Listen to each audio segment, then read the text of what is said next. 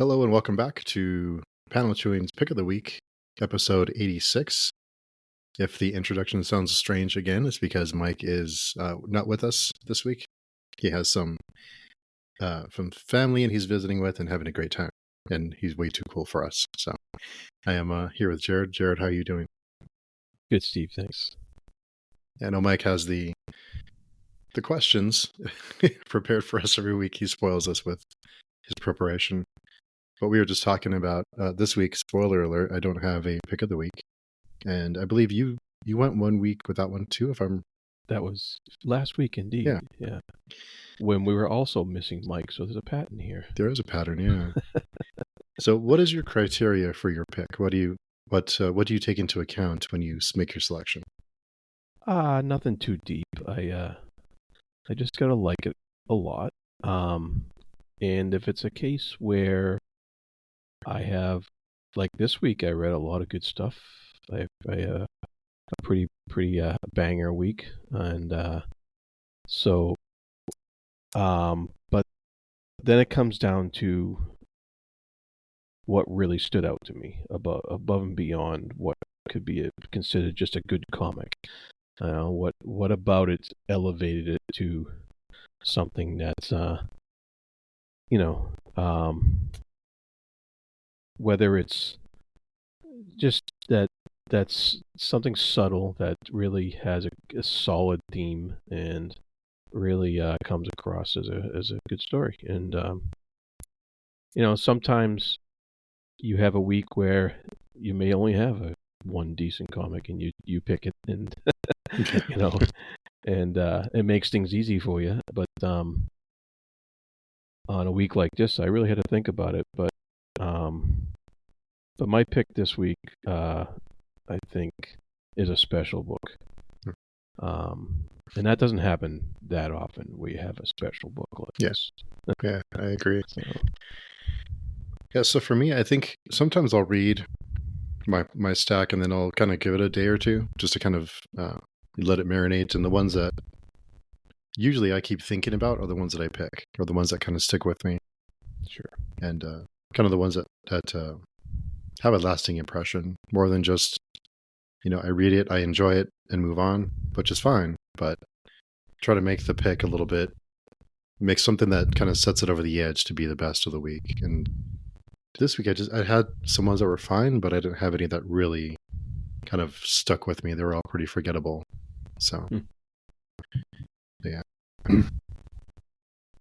So I guess with that said, I guess we can get started on the list. Sure. The first one for me is Crush Depth number 2. This is by Mad Cave, and I really liked the first issue of this. I thought the use of color was really it was visually appealing. I liked the composition. I liked the presentation. I liked the setup for the story. I thought I always like underwater kind of movie or comics that remind me of movies like The Abyss. I'm just a sucker for anything that's similar to that, because we don't get too many great underwater movies, and there's so many great stories to be told underwater. So I was really excited for the follow-up, and they do continue. The story does continue with what was set up in the first issue. The characters setting, the pacing felt a little bit uneven, and there was some weird the characters did strange things, because they find something that they've been looking for a very long time, and then they kind of just all move on. Like it doesn't really have a lasting impact the way that I think it would if you're looking for, so many years for something, and you find something, and then it's like, so anyway, like just moving on with your life. And there was also some, because there was no kind of impact in their behavior after, they do things that are strange. They don't seem like they're too concerned with what could or couldn't be wrong, or kind of they don't seem to be more careful with what they're doing, and just even simple things. So that's kind of what threw me off a little bit. I mean, it is it's still good. I mean, it's still fine. I think the story, I think the characters, all of it still has my attention, but it just didn't quite work as well as the first issue. But I think I'm still on board for this one. I'm looking forward to seeing what they do with it. So I'll keep reading. Okay. Well, not a total down then. No, it was pretty good. Something, Yeah. something to keep going. Yeah, that's cool. My next, my first one this week is Minor Arcana number 6 by Jeff Lemire or Lemire, and this continues the just the lovely story he's got going on in this small town of where like the title is so apt because the arcana in the book is so minor. It's more of a character piece. It's more of a exploration of this person, our main character's life, and her trying to deal with her current situation. And I like the extra characterization we get about with her mother, with some people in the town, and the what are those, her nephews, or no, her friend's kid, and that was a big interaction because it not only did it give us a different setting for us to look at when they're on this boardwalk type thing, which was new for this book. We were just in the little town itself for the first 5 issues, and but it also gave us another glimpse into what some of the minor arcana is here, and I really liked how he's going about this book, and how he's just smoothly giving us these little details, keeping us interested and keeping us invested in the series. And it's supposed to be like this ongoing long form series, and so that's good. That's a good sign that the book is going to hold your interest over time. Yeah, and a lot of people, I saw some reviews, I believe it was on YouTube somewhere, when someone was saying that they just have a hard time getting into Jeff Lemire's art.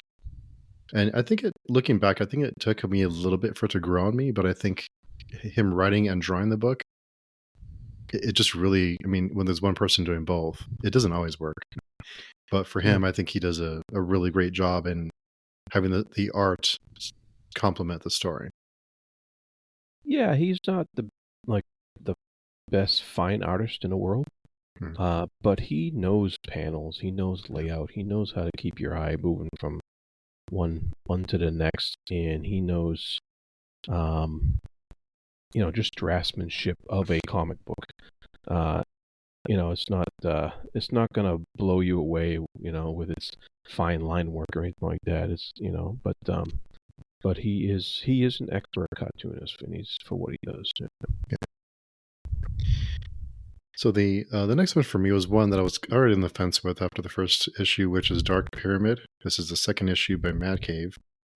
So for those who don't know, the setup for this one was there's like a travel vlogger who was live streaming his travel, and he disappears mysteriously while he's streaming, and of course the viewers are involved in, oh, where did he go? And it's like this online viral thing. His partner decides to go and look for him and find out what happened, and she also is streaming and vlogging her experience to go out to the location where he disappears. And when she gets there, it's the typical kind of strange townsfolk, small town, something is going on beneath the surface kind of thing, and everyone seems to be working against her. They know something that she doesn't know. There's the town secret kind of thing. And in the second issue, they completely abandon the streaming part of it, like the part where it was used as a device to tell the story in the first issue, and that's completely gone in the second issue, which I thought was really weird.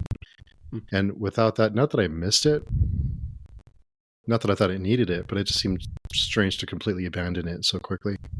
But isn't a big deal, but it was weird. Because the first issue, it had a found footage type of feeling where like you're going along on the story, and the stories, they're filling in the narrative with what they're streaming, what they're talking to the camera, they're talking to the reader, kind of you have that connection with them. But we learn more about the town. It's pretty, by the numbers, it just didn't do enough to capture my attention, and everything seems pretty kind of what you would expect. You start to uncover what's going on in the small town. Someone's helping her that wants to help uncover a secret, that kind of thing. So it just wasn't enough to really get me, and I'll have to be removing this one from my pile. Yeah. Cull the herd. Yeah. I mean, there's only so many books you can fit in each week, so. Yeah. All right. Next up, I have Solomon Kane, #2 from Titan Comics, a Robert E. Howard character brought to life here by Patrick Zurcher, and this continues excellently from the story in the first book, which last month was my pick of the week, and this book, Pat Zurcher, his pencils are outstanding. The colors are outstanding in here. The artwork's great. It just it flows nicely. He's writing and drawing it, so it's another one of those cases of a artist writer who's using the panels to do some of his writing for him, basically. And this second issue also has a bit more exposition than the first issue did. But it leads to us understanding a bit more about what's going on in the story. Because the first issue kind of had a mysterious introduction of stuff, and now he's starting to explain some of that mystery. And you can tell that this issue is kind of a setup for the third one, where there's going to be some kind of convergence. And a little bit more characterization, but it is an adventure tale, and it is in the spirit of kind of Indiana Jones type of feel to it, except further back in time, not in the 30s like Jones was, but I just enjoying the heck out of it. I really like what Zurcher's doing, and I had never seen his artwork be better than this, because he's done Conan comics in the past, and I was always like, yeah, it's okay, but he really steps it up for this series. Nice. I need to be sure to pick that one up. I forgot about it last time you mentioned it. So the next one is one we both have on our list, which is Dust to Dust #5, and it was another good issue. I thought we continue learning about the townspeople, their history, and how they interact. But that was some parts of that were pretty funny. I do feel like I'm a little bit concerned because it's an 8-issue series, and it does seem to be kind of meandering a little bit. Like I'm under kind of, it feels like a lot of things are going to happen in the last kind of 2 issues. We're going to get a lot of answers. At least I hope we will.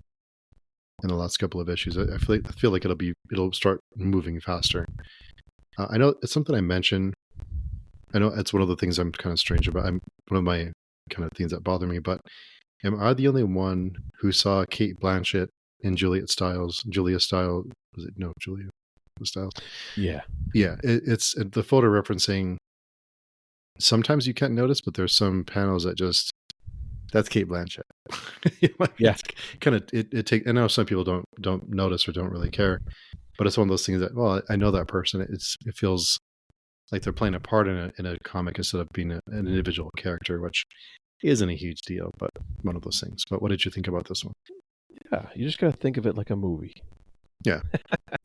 But I liked it. It definitely is carrying on, the usual stuff. You get to know more about these characters in this town, and it's interesting still. But this one, I actually really like the World War One referencing in the beginning, because I really like the images that he made out of that, because that sepia tone they're using kind of fits with that setting as well as it does in the Dust Bowl, and so I thought that was pretty cool, and we do get a couple of gruesome things happening in this issue. Yeah. So that seems to be our indicator that, like you said, things are gonna ramp up soon here. But just fun. It's a cool book. I'm really enjoying it. Yeah, I think it's really good. I think the art is really adds to kind of being in that environment, and you really pulls you in. It's like it's really makes you feel like you're there with them because the art's been consistent. Yeah. So the use of color, especially. Yeah, very good. So the next one for me was one that I give a shot to, which is Lost Fantasy #1. This is by Image, and the setup for this one is in the world is where myth and monsters become real, and these monsters kind of appear on Earth or whatever world they're in, and we're kept safe by monster hunters. It did feel like a kind of an RPG Final Fantasy type of setup. I've never played a Final Fantasy game, but that's what it reminded me of. And I wasn't a big fan of the story or the artwork. It just didn't capture me. I think I don't think it was bad. I just think it wasn't for me. But I do think if you are into RPGs or JRPGs, things like Final Fantasy or Monster Hunter, the game, I think you'll probably enjoy this, but it just wasn't for me. Yeah, doesn't sound like it's for me either. Yeah, and like I said, it's not bad. I think it was. I think people who enjoy that stuff will really like it, but I'm just not one of those people. So cool. It's always good to be warned away from stuff sometimes. I did read a description of this in the catalog, and I was kind of like, eh. So, but next up, I read another distillery comic, Warm Fusion #1 by Scott Hoffman and Alberto Ponticelli. And this was a very interesting book. It takes place in some near future, so it's kind of sci-fi, but it's very dark, kind of like a Blade Runner dark, like very mooding. There's dark, brooding art. There's dark politics, and the corporations doing things in the shadows, and life isn't that fun. So, but it sets up your typical. It has your typical setup for something like this. It has there's a murdered sex worker, and there's this cop trying to find out what happened. So that's a pretty basic setup for this kind of setting. But even though that's a common trope, it was done well, and I have no problem with tropes if they're done well. I like it. I like it when they are, actually. And so you get the beginnings of this cop trying to find out what's happening, and of course you have also a particular sex worker that you get attached to as a character.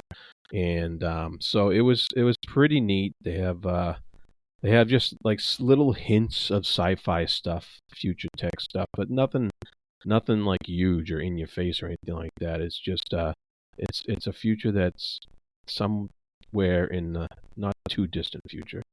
And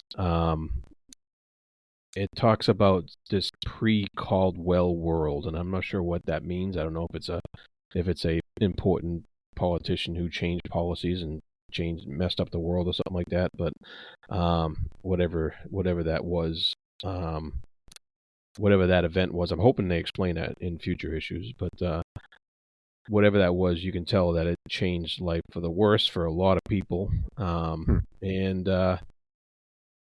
it ended. The issue ended with some big questions, which is a mystery that should keep you coming back. And I liked how they did it. And so I'm interested in definitely gonna read #2 next week. I think it's something that Distillery has just done right once again. Yeah, Distillery kind of reminds me of something like A24, where they do really, and it doesn't always work, but it's just they just tell off the wall things you wouldn't really expect. Same goes for something like Mad Cave. Mad Cave does really odd books, and they don't always work for me, like this week. But I appreciate the fact that they're telling different kind of stories. So it's whenever you would dive into one of those kind of more indie kind of independent publishers, it's you never really know what you're getting into, which is kind of nice. That's right. Yeah, and it's like we said before, the full 50 pages, worth the price because you're getting a lot of material. Yeah, and the detective's name is Jarrod, Oh. spelled just like mine. So wow, look at you. there you go. Nice. They win bonus points with that. Yeah. They're talking to you. Although it's not your pick, so shame on you, Jarrod. Well, Even use your name. You know why it isn't my pick. Oh, I know. I definitely know why. Yeah, I can't wait to hear about your pick. All right, so I have two more really quickly. I'll kind of get through before we get to the pick, and we'll also be talking Uncanny X-Men number 100 or the 100th issue after our pick. But the next one for me is Null Hunter number 7, and the Olympus saga continues. I've been on the fence with this one for a while. I felt like it was plodding along for a few issues now, and sadly, it's still just not really going anywhere. It's still our main character, pissed off, killing other people. He's being used to just enact vengeance. He's been let loose, and he's just going around wreaking havoc and doing awful things to people he feel like have wronged him. So, which is fine, but I just feel like I need more. I need more development in the characters, more development in the story. There are some elements added in this issue, but it wasn't enough to really.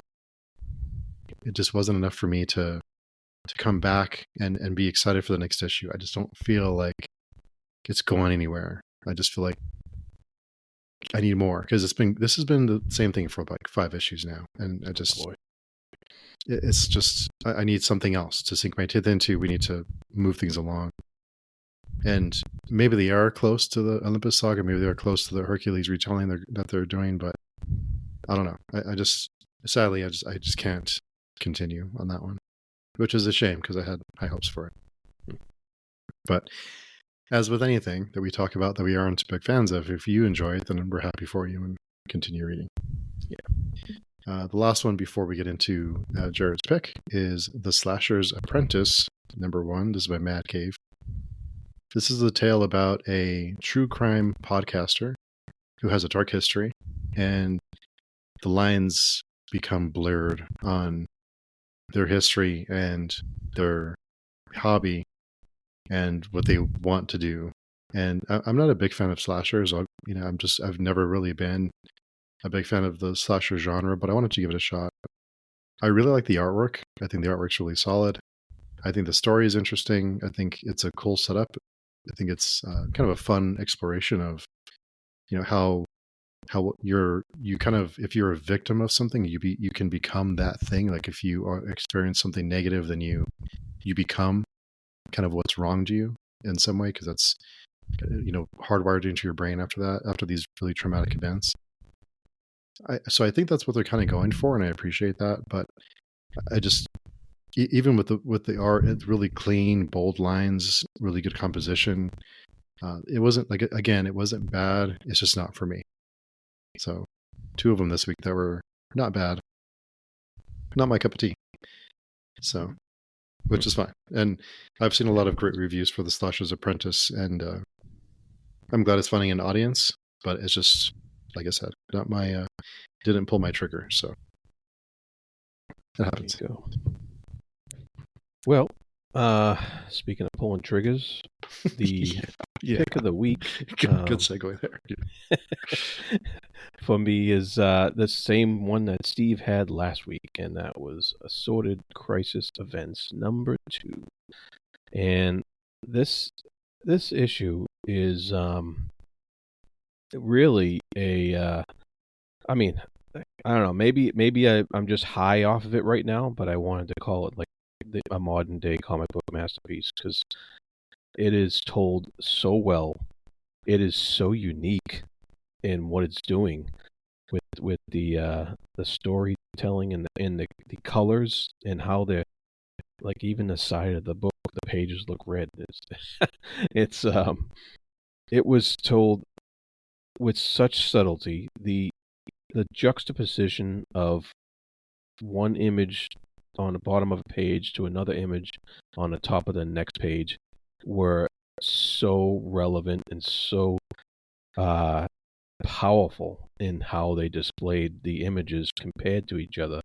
I mean, at the bottom of one page, you have Christ on a cross, and the top of the next page, you have cow hanging after being butchered with the same blood patterns and everything like that. And I was just like, wow. And that just like sticks in your head when you see that kind of comparison and what the character's seeing. You see, he's seeing, as a boy, he's seeing the image of Christ on a cross, and then as a worker in a, a butcher, a slaughterhouse, you see him looking at it the same way, and of course, he's thinking back at it because it's the same character and it's relatable, and it's so well put in the book and how they lay it out.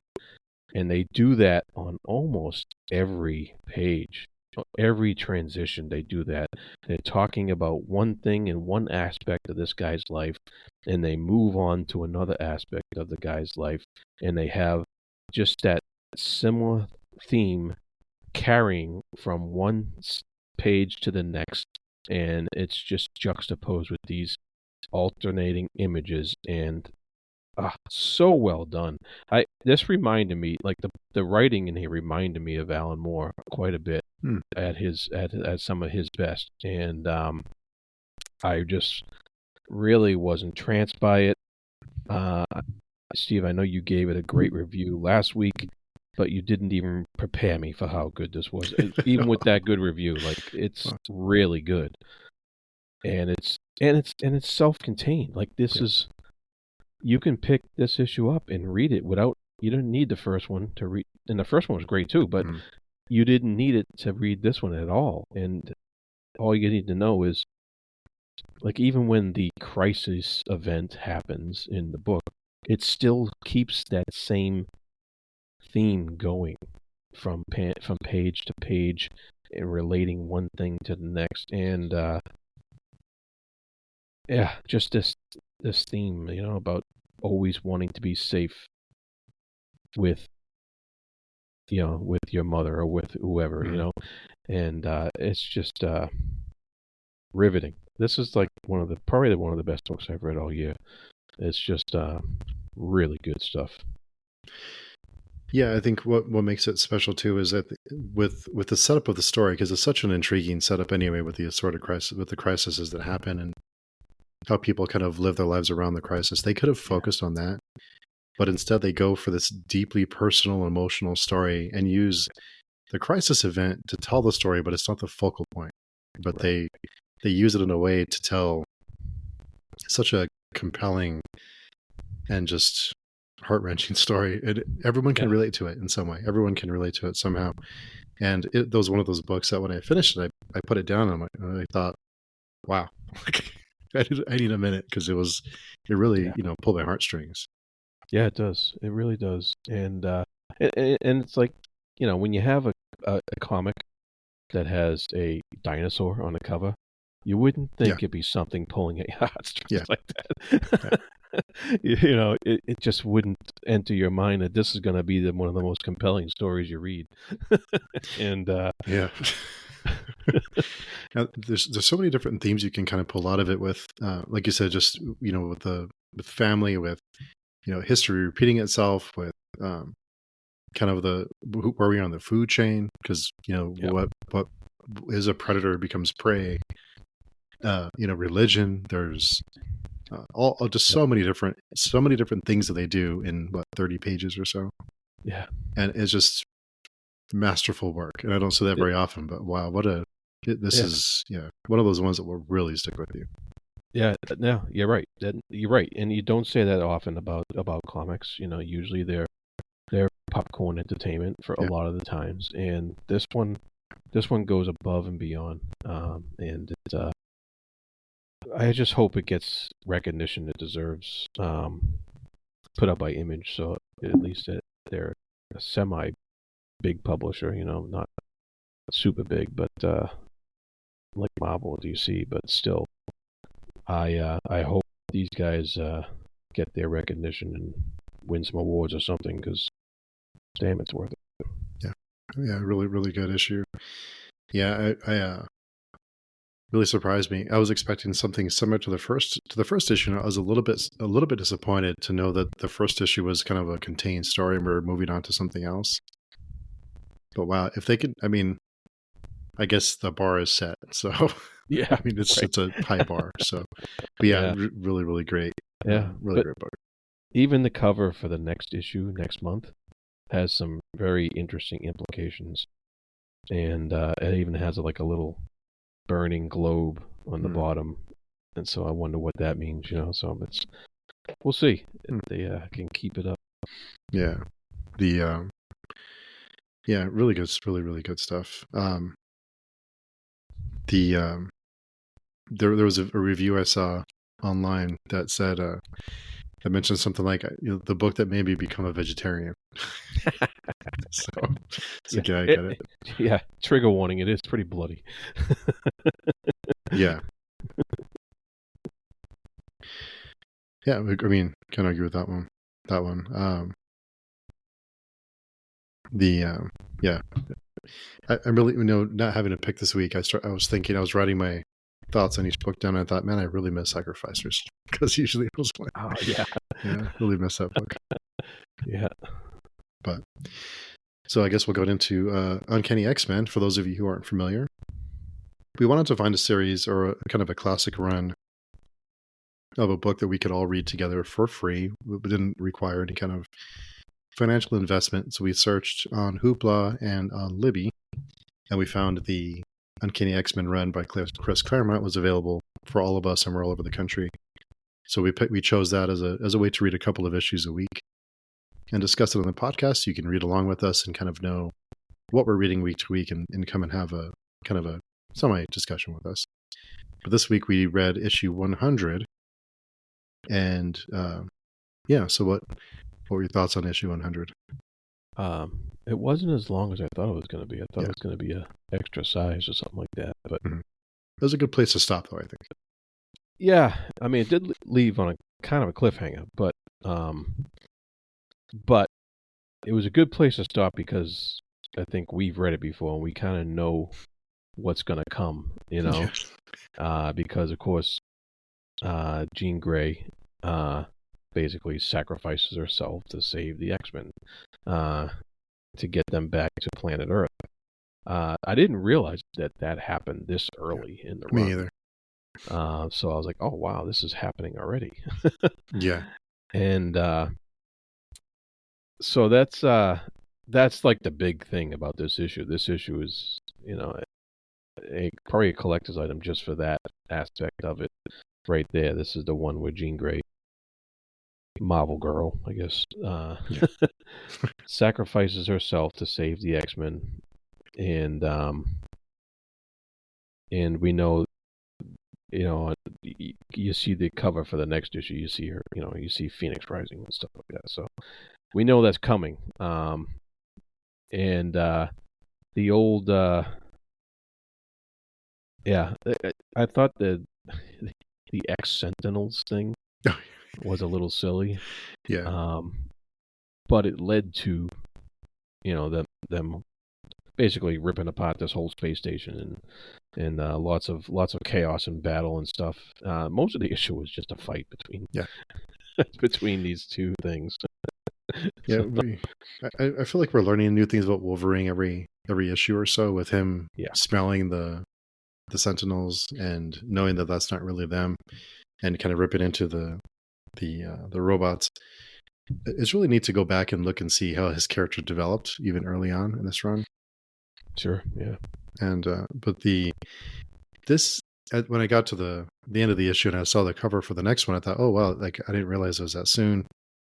And also, it did kind of feel like the last few issues were just a device to lead to this moment. And I'm not complaining, but I just feel like these things happened to set up what's coming, which is an all-time celebrated run. So they're doing something right, but it did seem like this is a setup to lead into that. Yeah, sure. It was Yeah, I think took it definitely took Claremont some time to really, I think, get his fingers on the pulse of what he was trying to do, and I think this was probably the first step that on a direction he wanted to take, you know, with Marvel Girl and stuff like that. So I think better things are coming. Yeah. This first collection was a little clunky in a lot of places, and I think we'll see. Hopefully, Mike doesn't drop off, but Yeah. I think because Mike, there's better things coming. Trust us. Yeah. Yeah. Yeah. I really still, you can see the difference, the kind of how everything is just given to you. I know Yeah. we mention that every week, but it's everything is spelled out for you, exactly what's happening. Yeah, there's a lot of pontificating between the Yeah. characters about their differences and what they can do and stuff, and Yeah. that stuff doesn't happen today. Today, No. they try to show it in the art, and you got to figure it out. You can't, you're not told what they can do. Yeah. Um, for the most part, there's always exceptions, but there's yeah. So that's yeah. So that it's still interesting and fun to go back Yeah. and look at it. Oh yeah, it's a treat. I'm more interested in what's coming up. Just because it gets into some pretty cool stuff coming. Yeah, and like you mentioned, I was a little bit surprised. I thought the Dark Phoenix saga, or the what we're leading into, is, I thought it was like another 20 issues or so away, but that was pretty quick. Yeah, yeah. Well, it might be. You don't know how Yeah. how quickly this moves along. Yeah, it might take a while. I don't remember exactly how long the run goes for, but I think it's a good while, if I remember I know right. I think we got like Hellfire Club stuff coming up or something Mm. like that.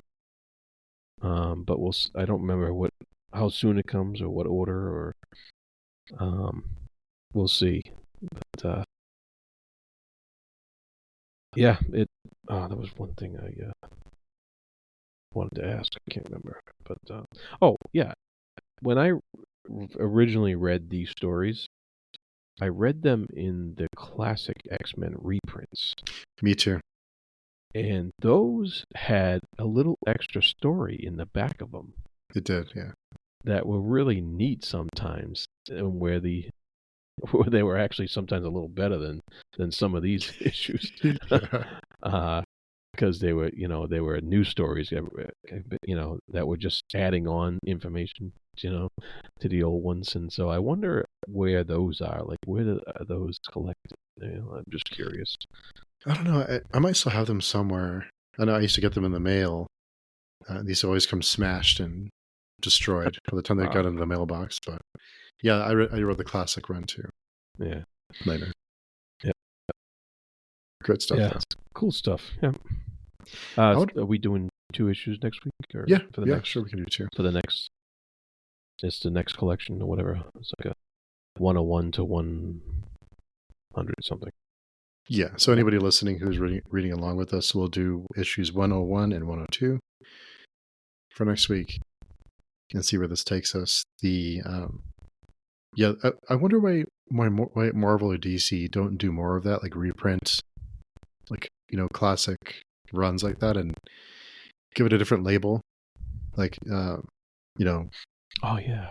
just like reprint a run of a certain author every month, kind of like revisiting it and having it month to month.